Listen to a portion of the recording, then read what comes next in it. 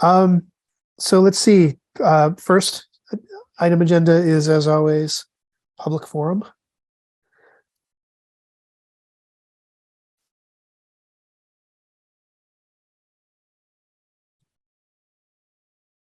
I don't think there's anybody on there, right? There's only four of us, right? We've got Jim. I think that's it. So I'm tempted to table item 3, the locomotion thing, until we give Susan enough time to possibly jump on. Instead, I think I'll shift around the item number 4 and 5. I'll shift around the quarterly initiatives. Actually, you know what? I'll speak to something else. I have put in a request with Valerie Caples from the town for a slot on an upcoming select board meeting agenda so that we can present a couple of the things that we were able to button up at the end of last year to them so that they can finally have that stuff in consideration, as well as just touch base with them and see if there's anything else they want to update us on. I think you're muted. Marianne. Can you talk now? Yes. Okay, it's very, very low. I don't know what happened. Oh, I'm sorry.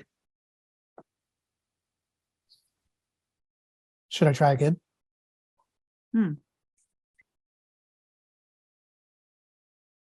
Looks like Tanya just bounced in and out. Can you hear me okay?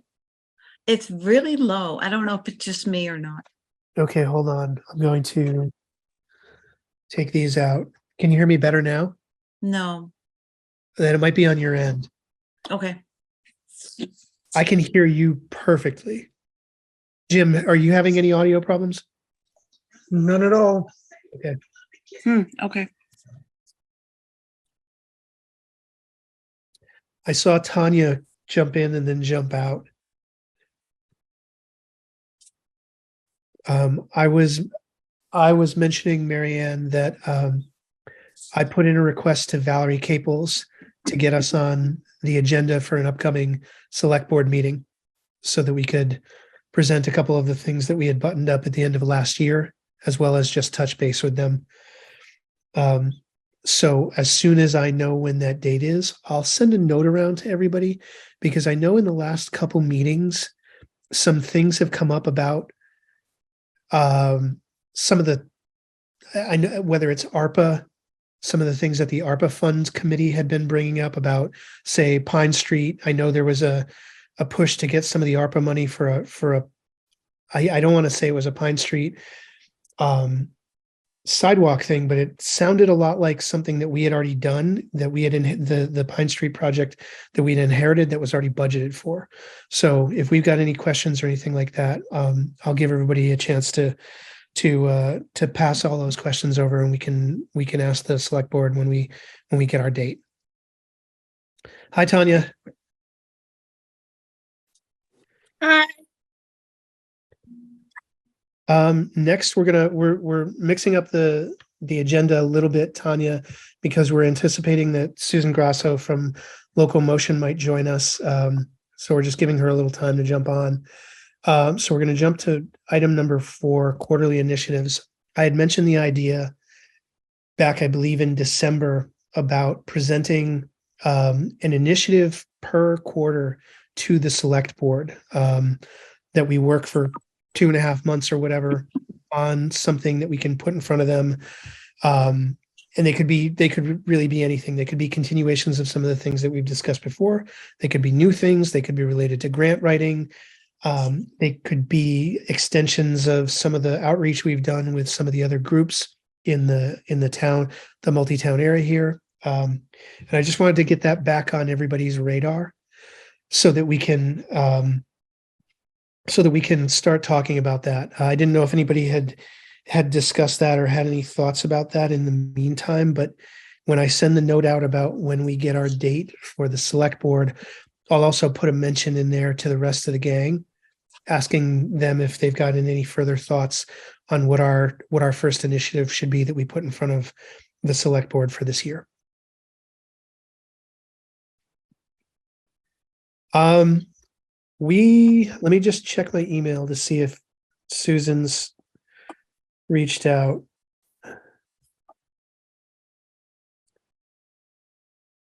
No, it doesn't look like it, unfortunately. Um, so That's not the person that was on last week, was it? yes, she had, I Oh. believe, was on the list of attendees from the last meeting. Okay. Yeah. And Tanya, I had touched base with Susan previously in that multi-town group that we're now invited to their meetings on. That I think they happen. I want to say they happen quarterly, but I'll have to go back and check my notes. I know I haven't gotten another invite into a recent one, though I get copied on a lot of things from them. But Susan is from Local Motion. Marianne came up with the idea that we should throw onto this month's agenda their offers to help with bicycle and pedestrian infrastructure planning and things like that. They've got a lot of obviously tools and research and things like that. Marianne, do you want to take over and throw out some of your ideas on that? I think you're muted. I love the idea that they have this trailer so that we can do a first draft at the paint lines for a bikeway or sidewalks or whatever we choose to do first. And it seems like a really easy way to get the public thinking about what we're proposing. It's very visual. You could write this up, but it would never be any better than what a visual presentation would look like. And people would get the idea of how to maneuver around these new paint lines. So I think that's the first thing. That would be an easy first step. That's a great idea. That can be something we bring up to the select board when we give them the Pine Street stop sign thing. It'll give us a chance to, because again, I know from the ARPA committee, the Pine Street traffic calming that they had already approved of and that we kind of had to put on ice for a little bit because of the public's familiarity with the whole thing. It sounds like somebody had pushed that forward into the ARPA funds process. I'm assuming that the select board is going to make their decisions based on where they're at overall, and not simply that somebody on the ARPA committee pushed it through. But I would love to actually get their take on what they think a realistic timeline can be for what would end up being phase 2 of Pine Street. And equally, I think we can use this, and maybe this becomes our Q1 initiative, but we could look at Mountain Street. Like we could look at Deveno Lane, and which we know is a spot that everybody down there has been talking about, a similar kind of a traffic calming thing. We could potentially float the idea of that, and it would be awesome to see what Local Motion could do to help us pave the way for that. Yeah, that sounds great. So we're talking about two initiatives then regarding Pine Street plus Deveno Mountain.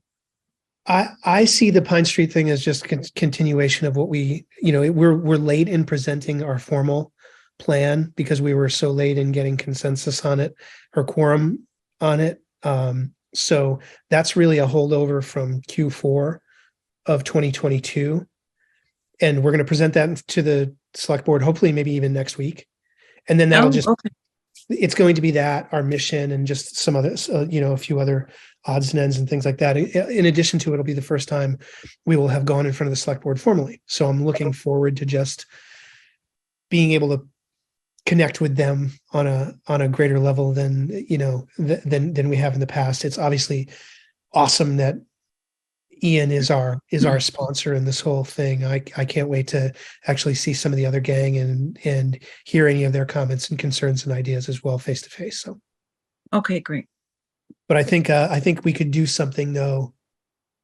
I think we should be open to the idea of like focusing on something for March that we can get to them at the end of March or something like that as an initiative. And it can be anything. Again, we floated all kinds of ideas just as thought starters back in December. They don't have to be huge. They don't have to be things that we have to budget for. They could just be things that we want to get in front of them and then just leave it to them to do whatever they want to do with it. Let's see. So we're now at Item number 5, other business. I already covered a little bit of the other business by mentioning our hopeful visit to the select board at the beginning. Does anybody else have anything we need to discuss this particular month besides our board's attendance at these? this? I do have something that a community member brought up to me, but I don't know if it should be discussed in this section or not. Sounds like an amazing spot to discuss it. So it was a couple of parents. I volunteer for the food shelf once a month, and so a few parents that also help out there said that there are a few kids that don't live right in town, but want to come to town to ride their bikes, on the pump track, etc. Yeah. And don't have transportation back and forth for a bike. So they're questioning about places to lock up a bike and or basically do a library checkout. I think there was another group in town, they said, that was looking into that already, maybe a rec program or something that was already looking at maybe doing that. But yeah, so kids that don't have a way to do that but want to come to town, bike with their friends, but there's no safe place to really lock up a bike for more than an hour or two. And they were questioning some kind of covered place so that maybe people wouldn't just see it in the open, but it's still just a regular lock station, or what would be a secure way? Is there one? Has anyone figured out one to actually lock up bikes long term? Or do we just have to do some kind of library for them? You have, I feel, hit on multiple subjects here. You might have given us, with this bike shelter thing, you might have given us our Q1 initiative that we could put in front of the select board. Okay. It also sounds like something that, when you mentioned the pump track, we could partner with the rec club on, Meredith and the gang over there, or actually the rec department, I should say, thinking of Meredith and her crew. So let me just throw out a couple things. That multi-town group that Susan Grasso and everybody else is part of, that I attended their first meeting of the year, they mentioned that there are multiple things that Local Motion and other groups can actually hook up lending programs through town libraries, from helmets to bikes to all kinds of things. I can't remember what Lawrence is currently doing, but I know that the library in Middlebury is all in on this stuff. You can go and take out an e-bike from the Middlebury Library, as an example. I believe Virgins as well. Yeah, amazing, right? So I know that from being married to the new children's librarian at Lawrence Memorial Library, I know that they're anxious to start doing all kinds of things like that as well. So we could certainly we could certainly discuss that with them. We should do, because we're going to do a couple audits. We're going to do a sidewalk audit, crosswalk audit, and things like that. We should do an audit of bike racks in town. I don't know that there are very many. I don't think so. No, there are. No, that's why some of the storefronts seem to object to bikes being put up against glass windows, for example. It's really a problem.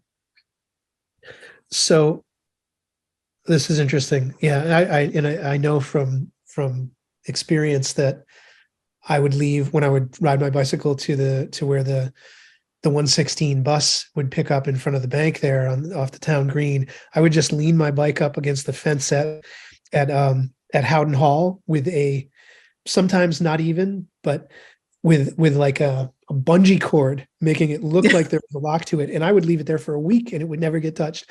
Of course, that might have been the bike too, to be honest. But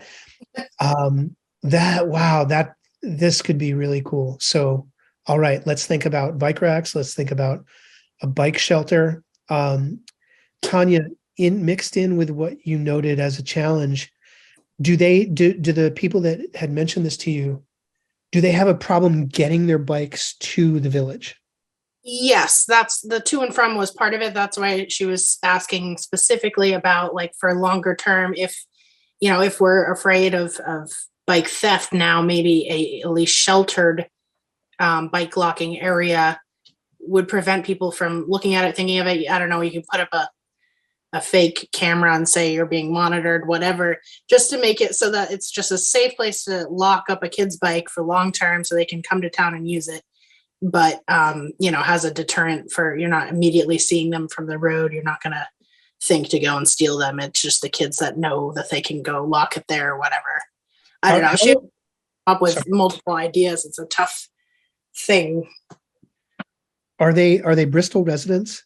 Yes, just not right in town. They're not in walking distance of the pump track. Elementary school? Yes. Okay, so a reason why I'm asking these like demographic questions, we can ask Local Motion because I know they get an absolute dump truck load of product donated to them from bike companies and from Darn Tough and from all these different companies for distribution. Like my wife was running right up until last week. She was running the Bike Walk and Roll to School program that happened once a month for BES. And she would get crates full of helmets and all kinds of things like that. We can ask if Local Motion gets bike locks, and we can certainly set up some kind of a program through BES that gets kids, especially kids from outside the village, bike locks. I know that there's not a big problem with bike theft at BES, thankfully, right now, which actually might make it easier for us to distribute bike locks like that. Those things are available. So I'll make a note to reach out and see if we can get those. Great. But in the meantime, yeah, okay, we can add a bike rack audit to our list of things, which I'm hoping to do multi item audit in the next 2 weeks here. Cool. I'm really curious as to why the park hasn't to date had a bike rack available. This is a curious question. This is a curious situation, right? Yeah. With so many bikers going through town. And of course the area in front of what is it, Mini Factory, of course, is where the other half of the bikers end up parking. Exactly. 100%. Yeah, the only bike rack that I can picture besides the one obviously at the couple at BES, and I would assume there's something at Mount Abe too, is there's a bike rack right next to the playground on the town green. But I cannot for the life of me picture anything over at the rec fields. There's certainly nothing on Main Street. There's a bike rack in front of, I think there's a bike rack in front of the bank that's, I don't want to get the bank's names wrong. The one that's next to Tandem, the one that's at the right there. That's at the National Bank of Middlebury. Yeah, I think there's a bike rack right there. Oh. At least I can picture it because I think there is a bike rack there, I believe. But that's to your point. Library. Right? What? There's one in front of the library. Yeah, but there's nothing. That's it. Nowhere else. Yeah. So this could be an interesting thing to follow up on. Any other thoughts, ideas, comments, questions, or anything like that before we wrap up?